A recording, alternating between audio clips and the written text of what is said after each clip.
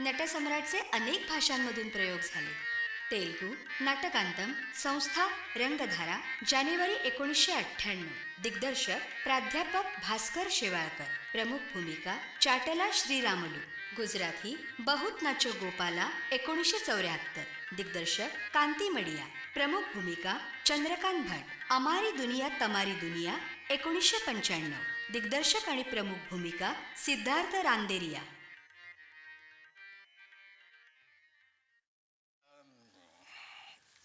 साहेब, तुम्ही गणपतरावांना पाहिलंय? हो, पाहिलंय. माफ करा, पण गणपतराव, बालगंधर्व, केशवराव ही सगळी भाकड लिजेंड्स आहेत. एका विकृत मॉर्बिड समाधानासाठी निर्माण झालेली. अहो, मी गणपतरावांचे फोटो पाहिले, त्यांचं चरित्रही वाचलंय. I don't believe that he was great actor. Not even good actor. तर काय, शिकारीतल्या हाकाऱ्यासारखी ओरडण्याची पद्धत त्यांच्यापासूनच सुरुवात झाली. आणि काम करताना म्हणे दारू पिऊन झिंगलेले असायचे. विंग मध्ये लोक त्यांना सांगत आज अमुक नाटक आहे म्हणून. नाही, पण मी म्हणतो गणपतराव दारू पित असत का गांजा ओढत असत हा मुद्दा गौण आहे. अहो, कलावंताला क्षमा केली पाहिजे. माझी सहनशक्ती संपली. चालते वा इथून, चालते वा. गणपतरावांना क्षमा. चालते वा इथून. अप्पासाहेब, आपण हे माझं घर नसलं तरी सांगतो, चालते वा. माझ्या आकाशातील प्रत्येक तुकड्यावर गणपतरावांच्या नावाचा शिक्का आहे आणि त्याच्या नावाने हे शब्द चालते वा. चालते वा इथून. चला, क्षणभर इथे थांबू नका. मी विनंती करते साहेब, आपण जरा ऐकून घ्या. Old idiot, I will not tolerate this. चल रागिणी. साहेब, साहेब ऐक. नले, मी असं वागायला नको होतं. अप्पा, तुम्ही आज जाऊन. भान राहिलं नाही माझं. अप्पा, तुम्ही कृपा करून आज जा. हो, मग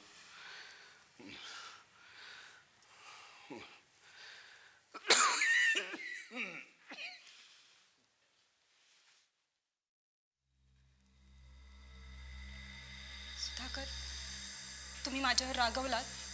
भलतच. तुझ्यावर रागवायचं काय कारण? मी अप्पाने इथे ठेवून घेतलं म्हणून. तू काहीही चुकीचं वागलेलं नाहीयेस. You have done your duty Nalu. पण ह्याचा काय परिणाम होणार आहे? असं आपल्या घरी त्यांचा अपमान झाला. ती लोक फार अड्यातेखोर आहेत, ती विसरणार नाहीत. तू काळजी करू नकोस. थोडे दिवस त्रास देतील ते, मी सहन करीन. कळवणकरांच्या रागवण्याची सवय झाली आहे मला. मला पहिल्यांदा वाटलं की दादा वहिनींचं काहीतरी चुकलं असेल, पण आता माझ्या लक्षात येतंय या लोकांना सामावून घेणं फार कठीण आहे. ही माणसं जगणं असह्य करतात असं नंदूनी लिहिलं होतं, ते काही खोटं नाही. अगं, वेगळ्या दुनियेत राहिलेली माणसं आहेत ती नलू. आपल्या जगाशी जमवून घेणं त्यांनाही अवघडच आहे ना. कारणं कळली म्हणजे गोष्टी सहन करता येतात असं नाही. हे कुठवर जाणार आहे मला काहीच कळत नाहीये. तुम्हाला सांगितलं नाही, पण परवा आप्पांनी सुभेदार साहेबांकडनं 10 रुपये मागितले, अगदी रस्त्यावर. पैसे मागितले? काही ताळतंत्र राहिलेलं नाही त्यांना.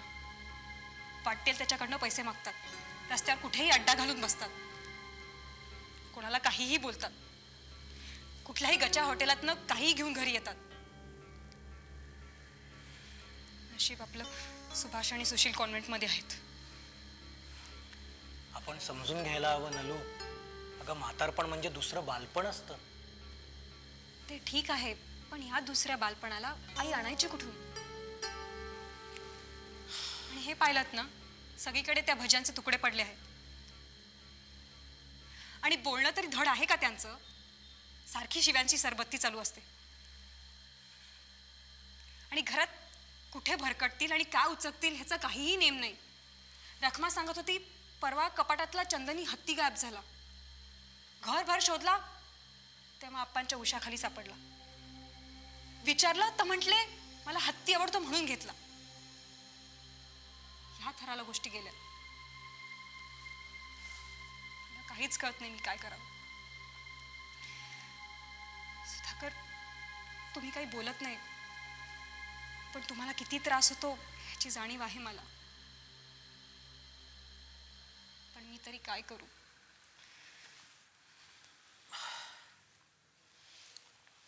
वेडी आहेस का तू नलू? हा, इतका त्रास कशाला करून घ्यायचा? मागे माझ्या मनात एक विचार आला होता. तसं करायचं ठरवलंय आता मी. गत्यंतर मी दुसरं. काय ठरवलंयस तू? त्या दोघांना पाठीमागच्या आउटहाऊसमध्ये ठेवायचं. एक खोली मोकळी आहे तिथे. अगं पण त्या ती खोली स्वच्छ आणि नीटनेटकी करून घेऊ आपण. आई तर नेहमी बिछाण्यालाच खेळलेली असते. तिची कॉट तिथे नेऊन ठेवू आणि आप्पांचं सामानही. त्यांचं खाणं पिणं चहा पाणी सगळं तिथेच होईल. विठोबाला सांगितलं तसं मी. त्यांना आता अलग केलंच पाहिजे. इतकं कठोर व्हावं आपण? इलाज नाहीये दुसरा. माझ्यावर त्यांना सांभाळायची जबाबदारी आहे. सांभाळीन मी, पण त्याच्यासाठी तुमच्या सुखाची आणि संसाराची नासाडी होऊ देणार नाही मी. विठोबा, विठोबा, काय बाईसाहेब? आउटहाऊस मधली खोली साफ करून घे. हां, आणि आईंची कॉट तिकडे नेऊन ठेव. आप्पा आणि आई तिथेच राहणार आहेत उद्यापासून. आणि त्यांचं चहा पाणी खाणं पिणं सगळं तिथेच होईल. त्यांना काय हवं नको ते तू बघत जा. रखमालाही तसं सांग. जा. जी बाईसाहेब.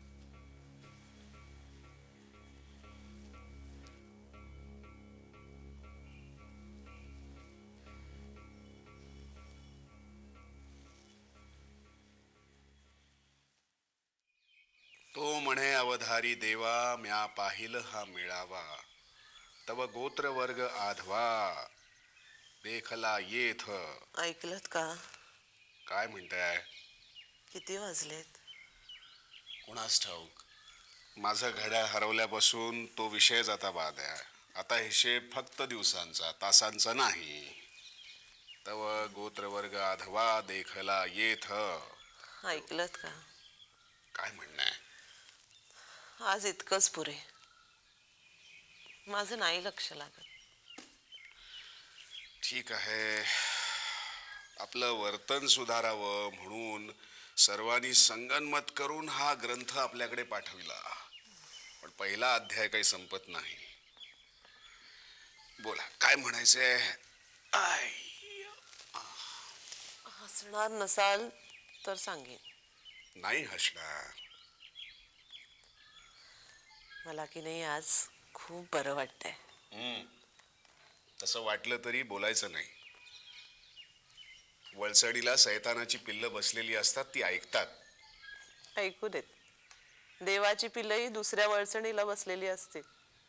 बर, मग काय म्हणणं आहे? दोघांनी फिरायला जायचं का हातात हात घालून बागेमध्ये? चेष्टा करणार असाल तर मी काही बोलणारच नाही. काय गाढव आहे मी. बाग म्हटल्यावर आठवण झाली. एक मिनिट.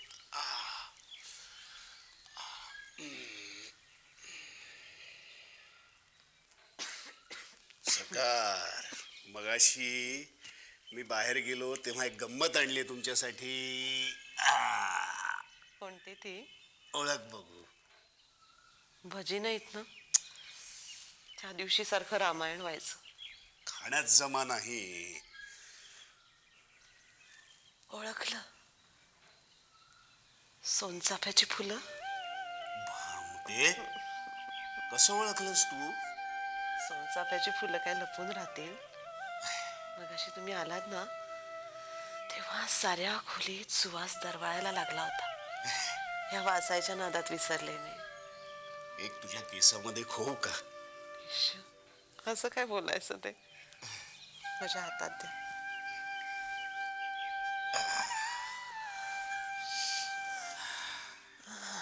काय सुंदर आहे. कोणाच्या बागेवर डल्ला मारला? बाग कोणाची असली तरी फुलं देवाघरची असतात. प्रत्येक फुलाच्या प्रत्येक पाकळीवर परमेश्वराने सही केलेली असते. आकाशातील नक्षत्राप्रमाणे तीही देवाघरची दौलत आहे. तो बागेचा मालक अंगावर धावून आला ना, त्याला मी हेच सांगितलं. म्हटलं बाबा रे, एखाद्याला त्याच्या गच्चीवर व्याधाची चांदणी दिसली म्हणून काय ती काय त्याच्या बापाच्या मालकीची होत नाही. त्याला पटलं का पण ते? नाही पटलं. नाही पटलं त्याला. शेवटी एकच गोष्ट पटली की मी कार्लेकर साहेबांचा सासरा आहे. लोकांना क्षुद्र गोष्टीच पटतात, मोठ्या नाही पटत. ते जाऊ द्यात. 4 दिवसांपासून सारखा एक विचार माझ्या मनात येतोय. आज सांगून टाकते. कसला विचार? आपण आता इथे राहू नये असं वाटतंय मला. मग कुठे जायचं मग?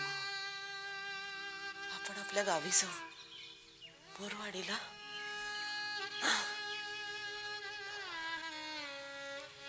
पण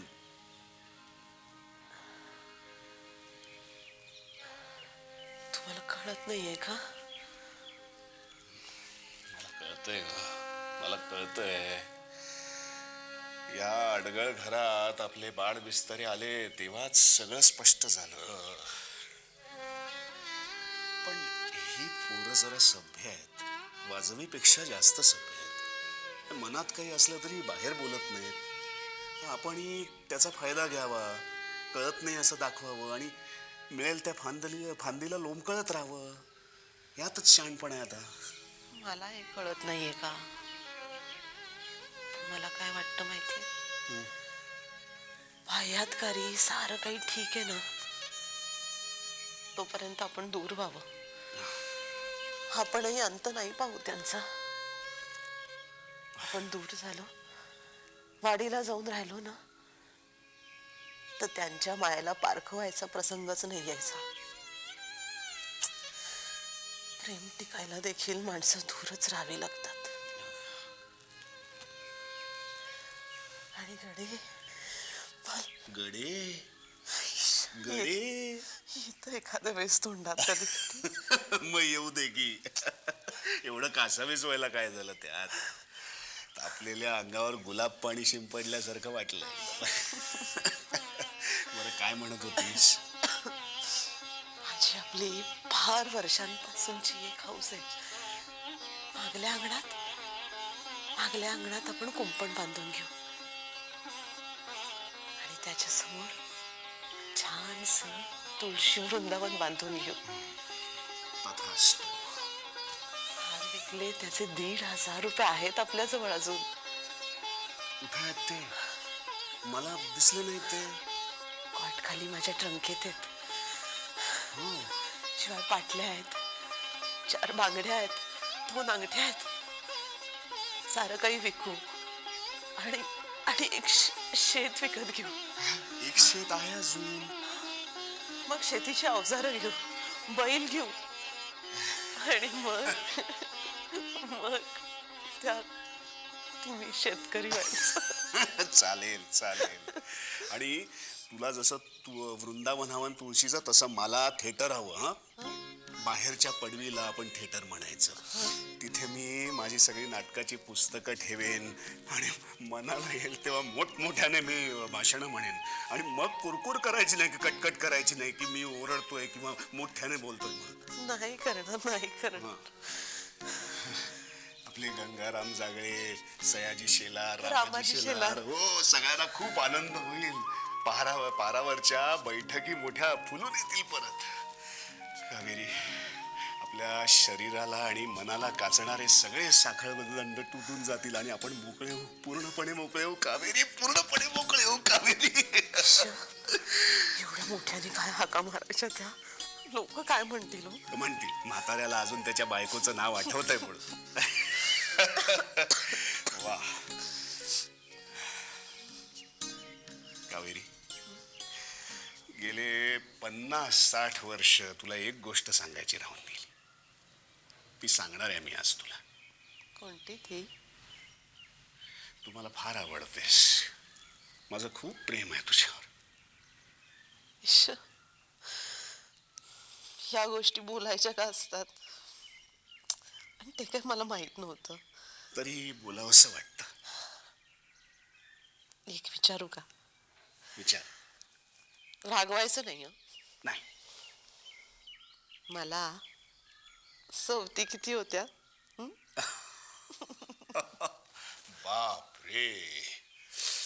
बाप रे, आठवणीच्या मावळतीवर हे जुने जमा खर्च आता कसे लक्षात ठेवणार? पण तुला एक सांगतो कावेरी, तुला सवत कोणी नव्हती. होत्या त्या फक्त माझ्या मैत्रिणी होत्या. मी मैत्रीण नव्हते. तू बायको होतीस. बायको मैत्रीण नाही असं. नाही, असते, असू शकते, पण मैत्रिणीपेक्षा आई अधिक असते. पण खरं सांगा, मेनका ताईंची आठवण अजूनही येते कधी?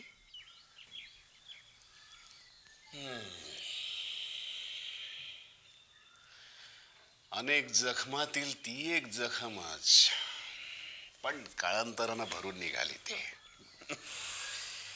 मला तुमचं उत्तर माहिती होतं, पण एकदा विचारायचं होतं. मनात रुखरुख राहायला नको.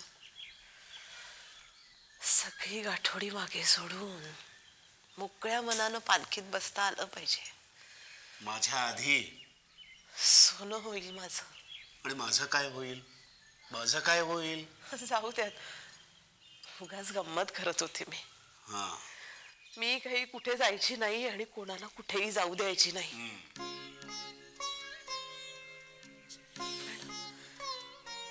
मोरवाडीला जायचं नक्की ना? ठरलं ठरलं ठरलं. शपथ वहा, शपथ वहा, शपथ वहा. शपथ वाहतो, मी मोरवाडीला जाईन. मोरवाडीला का चोरवाडीला? अरे काय गाढवा. आप्पासाहेब, नाटकवाल्यांची दुनिया म्हणजे कलंदरांची दुनिया. पण या नाटक कंपनीच्या स्वयंपाकघरात जेवढा सभ्यपणा आढळेल ना, तेवढा सभ्यपणा या सभ्य लोकांच्या दिवाणखान्यातही सापडणार नाही. जाऊ द्यात, हे तुमचं औषध. आणि हे थोरल्या बाईसाहेबांचं. आम्ही जातो आता पुन्हा. आम्ही चोर नाही म्हणून शपथा घ्यायला. अरे गधड्या, काय चाललंय? आप्पासाहेब, आजपर्यंत मी चोरी केली असेल ना, तर ती फक्त नाटककाराच्या शब्दाची. पण कोण म्हणतंय तू चोरी केलीस म्हणून? मी चोरी केली आहे असं कोणी म्हणत नाहीये, पण चोरी केली नाही असंही कोणी म्हणत नाहीये. विठोबा, ए विठोबा, कुठे मेलायस तू? जातो मी. बाईसाहेब इथंच येत आहेत, हो. नाही तर पुन्हा आम्हाला शिव्या खायची पाळी यायची. आली वाटतं कार्टी. नले, ए नले, किती दिवसानं माझं कोकरू दिसतंय मला. आज आम्ही तुम्हाला एक गंमत सांगणार आहोत. आप्पा, तुम्ही आज फिरायला नाही गेलात? नाही गेलो. तुझ्या आईला मध्ये मध्ये अशी लहर येते प्रेमाच्या गोष्टी करायची. मग हातात हात धरून असं बसावं लागतं आणि काहीतरी गुलकंदी बोलणं करावं लागतं. काहीतरी भलतच सांगायचं. अगो बाई, साहेब पण आलेत वाटतं. जरा हात द्या हो. नाही नाही, आपण उठू नका. हालचाल करायला सक्त मनाई आहे अजून. नाही, जरा उशाशी टेकून बसते म्हटलं. बस बस बस. थांबा आप्पा, मी हात देते तिला. हा दे. ये ये. नले, सगळं इकडं. नले, 4-5 दिवसात आलीच नाहीस इकडे. आणि साहेब तर मला वाटतं. आई, आमची काय धांदल चालते हे दिसत नाही का तुम्हाला? गेले 8 दिवसात 10 पाहुणे होऊन गेले. घरातल्या कामाचा रामरगाडा आणि बाहेर हे उद्योग. जीव नकोसा होऊन जातो. काय काय शोधते त्या कपाटात? आमचा सगळा मळकट संसार आहे. धूळ घेशील अंगावर. काही हरवलंय का तुझं? हो, माझ्या विणायच्या सुया हरवल्यात. सारं घर शोधते मी. उद्या मी नाशिकला जाणार आहोत ना, ह्यांचा स्कार्फ पूर्ण करायचं म्हणतीये. तुम्हालाही सांगावं आणि सुयाही शोधाव्यात. नाशिकला जाणार हा? मग परत कधी येणार? 2 दिवसांनी आमच्या डिव्हिजनल इंजिनियरशी मीटिंग आहे तिकडे. बरं, मग तोपर्यंत आमचं गाठोडं. विठोबा सगळं करेल व्यवस्थित, मी त्याला सांगितलंय. बर, पण तोपर्यंत मग घरात वगैरे फिरायला हरकत नाही ना? ईश्या अप्पा, तुम्हाला कोणी मनाई केली आहे का? आपलं विचारलेलं. आज दुपारी तुम्ही पेपर वाचत हॉलमध्ये बसला होतात ना? हो, जगात काय घडते कळायला हवं ना मध्ये मध्ये. कोणी आलं होतं का काही निरोप घेऊन? ह्यांचा एक शिपाई यायचा होता. नाही, कोणी नाही. तुमचे ते पोलादी कपाट कोणीतरी दरोडेखोर जरी अगदी लुटून नेलं असतं काहीतरी, तरी काही पत्ता लागला नसता. आई, तुझी ट्रंक आहे ना ही खाली? हो ग. परवा मी कपडे दिले तेव्हा कदाचित सुया ह्याच्यात गेल्या काढू असतील. का? नको नको, मी बघते. नलू राहू दे ना. राहू दे काय, एकदा खात्री करायला पाहिजे. हे काय भरून ठेवलंय साई तू ह्याच्यात? अगं, आमचा सगळा जुना संसार आहे त्यात. हो, वेंधळी आहेस नले. ठेवल्या असशील कुठे हो, नाही तर आणि काय. बघतीयस कुठे. ही तुमची बायको म्हणजे लहानपणापासून अशी. काहीतरी विसरायचं आणि शोधत बसायचं. अर्ध आयुष्य गेलंय त्याच्यात. काही सापडलं का? नाही, सुया नाही त्याच्यात. मग दुसरं काही हरवलंय काय? काही नाही, सुयाच बर, तिकडेच असतील कुठेतरी. पहाटे निघताय? हो, आई कडक थंडी पडणार आहे असा इशारा आला आहे. अजून एक ब्लँकेट आणून ठेवते मी थोड्या वेळाने. या. सुया हरवल्या म्हणून केवढी कासावीस झालीये कार्टी.